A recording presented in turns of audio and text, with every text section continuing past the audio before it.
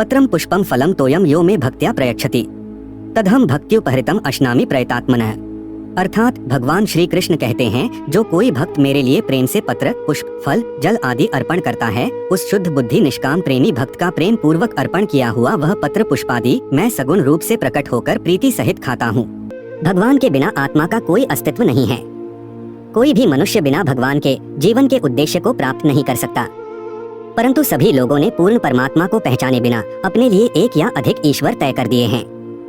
आज की प्रस्तुति में हम आपको महर्षि कृष्ण द्वैपायन वेद व्यास जी द्वारा रचित धर्म ग्रंथों व पुराणों के माध्यम से परमपिता परमेश्वर अर्थात जो ईश्वर समस्त भूतों एवं समस्त ब्रह्मांडों के मूल कारण हैं, एवं जिन परमपिता से बढ़कर कुछ भी नहीं, जो काल के भी काल हैं, एवं जो समस्त देवी देवताओं के भी मूल स्रोत हैं, उन परमपिता परमेश्वर के बारे में जानकारी देने का प्रयास कर रहे हैं।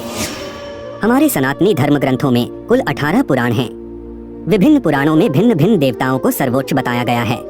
जैसे शिव पुराण में भगवान शिव को सबसे महान बताया गया है, विष्णु पुराण में भगवान विष्णु तथा श्रीमद् भागवत पुराण में भगवान कृष्ण को सर्वोच्च बताया गया है। सबसे पहले हम आपको यह बता दें कि सभी लोग एक ही ईश्वर की आराधना करते हैं, भले ही वे उस ईश्वर का अलग अलग नामों से आह्वान करते हों, परंतु वे सभी उन अलग अलग नामों के माध्यम से उस एक ही परमेश्वर की आराधना करते हैं। ऐसा इसलिए है क्योंकि विभिन्न भाषाओं और संस्कृतियों में परमपिता परमेश्वर को अपने अलग अलग तरीकों से समझा गया है, लेकिन है तो ईश्वर एक ही, जिससे समस्त भूतों की रचना हुई है। पुराणों में सिर्फ वास्तविकता को अलग अलग तरीकों और अलग अलग कहानियों के माध्यम से वर्णित किया गया है, ताकि अलग अलग धर्म संप्रदाय के लोग अपने अपने विश्वास के साथ उस एक परमपिता परमेश्वर को प्राप्त कर सकें। जैसा कि हम अपने वैदिक साहित्य के माध्यम से समझते हैं कि यदि हम एक व्यक्ति हैं एवं ईश्वर भी एक दिव्य पुरुष हैं, तो उनके विषय में ऐसा क्या विशेष होना चाहिए कि उन्हें भगवान का सर्वोच्च व्यक्तित्व माना जाए, और केवल कृष्ण को ही भगवान क्यों माना जाना चाहिए, किसी अन्य को क्यों नहीं। आइए समझते हैं।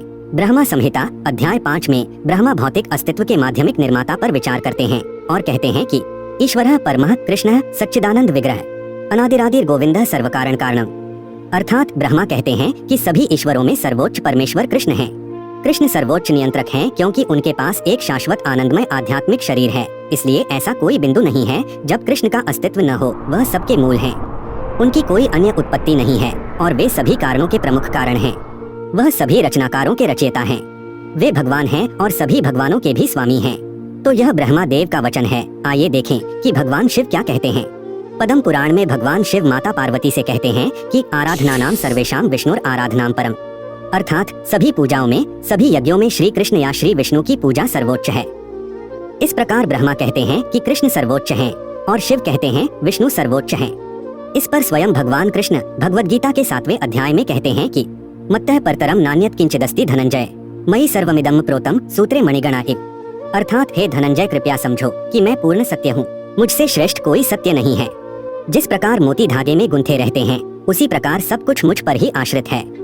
इस प्रकार ब्रह्मा कहते हैं कि कृष्ण ही भगवान हैं, शिव कहते हैं कि विष्णु ही भगवान हैं तथा स्वयं कृष्ण कहते हैं कि मैं ही सर्वव्यापी हूँ। भगवद गीता के अध्याय 10 श्लोक 12 और 13 में अर्जुन कहते हैं परम ब्रह्म परम धाम पवित्रम परमम भवान पुरुषम शाश्वतम दिव्यम आदिदेव मजम विभुम आहुस्त्वामृषः सर्वे देवर्षि नारदस्तथा असितो देवलो व्यासः स्वयं चौव ब्रवीषि में। अर्थात अर्जुन कहते हैं कि आप परम पुरुषोत्तम भगवान, परम धाम, परम शुद्ध अविनाशी भगवान, आदि पुरुष, अजन्मे तथा महानतम हैं। नारद, असित, देवल और व्यास जैसे महान ऋषि सभी इस सत्य की पुष्टि करते हैं और अब आप स्वयं भी मुझे यही सब बता रहे हैं कि आप सर्वोच्च हैं।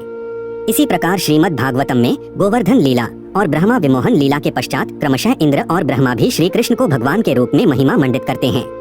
श्रीमद् भागवतम में सूत गोस्वामी जी कहते हैं कि यम ब्रह्मा वरुणेन्द्र रुद्र मरुतः स्तुन्वन्ति दिव्यः स्तवः वेदे सनत पाद क्रमोपनिषदैर् गायन्ति यम समागा ध्यानावस्थित तद्गतेन मनसा पश्यन्ति यम योगिनो यस्यांतम न विदुः सुरसुरगण देवाय तस्मै नमः।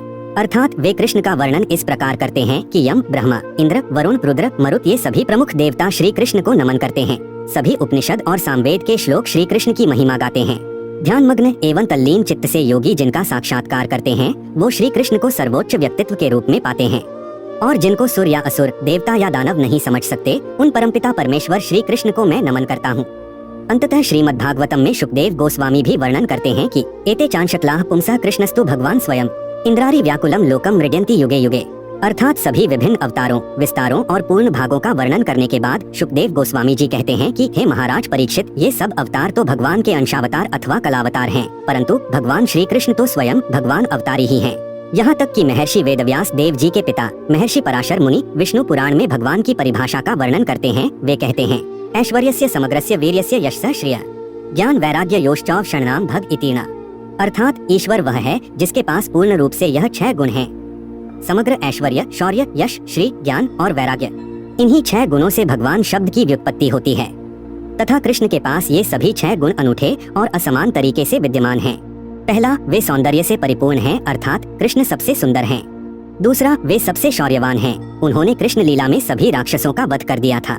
तीसरा, वे सबसे प्रसिद्ध हैं, आज भी कृष्ण की लीलाएं दुनिया भर में गाई जाती हैं। चौथा, वे सबसे धनी हैं, सब कुछ कृष्ण का है।